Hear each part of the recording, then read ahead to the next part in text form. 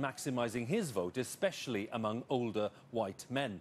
That's the pattern that's emerged. Our correspondent Ali Makboul has spent the day getting reaction from some Trump supporters in Staten Island, New York. Donald Trump talked of the forgotten men and women of America making their voices heard this election, especially for those in industries that have suffered tough economic times. That's certainly how many say they felt as the astonishing results poured in. I couldn't believe what I was seeing. And my friends are calling me from all over the country. And this morning I finally woke up to, 15 text messages from all over the country. Everybody was so excited. And with good cause. Everyone at this small construction firm said they felt angry about issues only Donald Trump could resolve, particularly immigration. I think that you should take care of your own people before you allow other people to come, and we weren't doing that. I think there should be something in place that checks people better before we allow them into our country because of the terrorism, and I want my children and grandchildren protected. Well, as we've crossed this country in recent weeks, we've heard from many, particularly from the white working classes, who said they were going to vote this time round when they had never bothered before. So energized were they by the message of Donald Trump.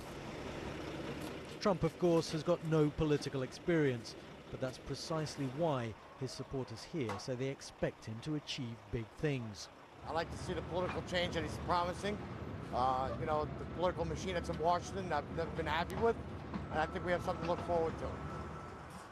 Vast numbers of minority voters, huge swathes of the college-educated, and millions of women, all groups that favoured Hillary Clinton, will be upset, but there are pockets of this nation that are feeling a sense of unexpected joy over an election result like no other.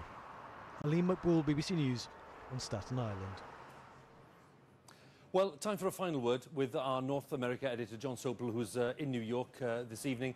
And John, we know there's a meeting here tomorrow. President-elect Trump will be here at the White House to meet President Obama. What kind of transition is this likely to be, do you think?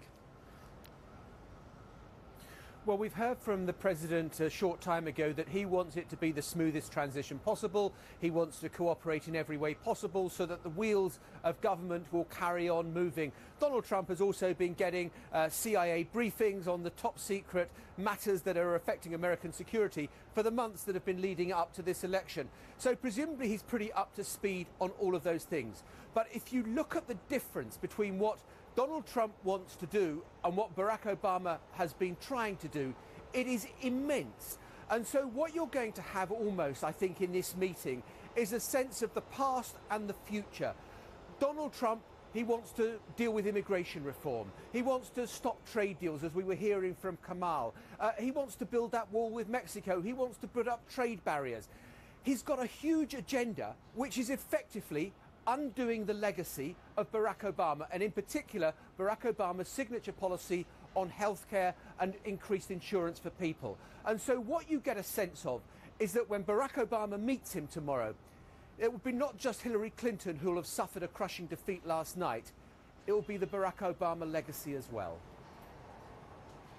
John, once again, many thanks. John Sopel there for us with the latest word in New York, our North America editor. And that is all from Washington for now. We're going to join Rita for the rest of the news in London.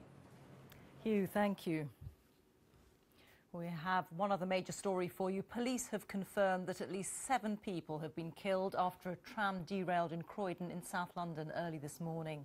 51 passengers have been taken to hospital, 8 with serious injuries. The driver of the tram has been arrested. Our correspondent Robert Hall is at the scene for us now. Robert. Rita, the commuters who boarded that busy tram to Wimbledon this morning could never have anticipated the trauma and the tragedy that lay ahead. Tonight, this network is empty and silent after what's believed to be the first tram fatalities in nearly 50 years.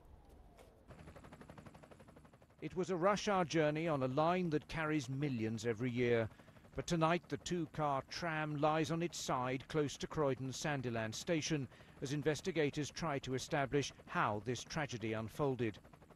The first calls came in just after 6 this morning. A local resident filmed these pictures from their home as dozens of fire crews and paramedics arrived on the scene.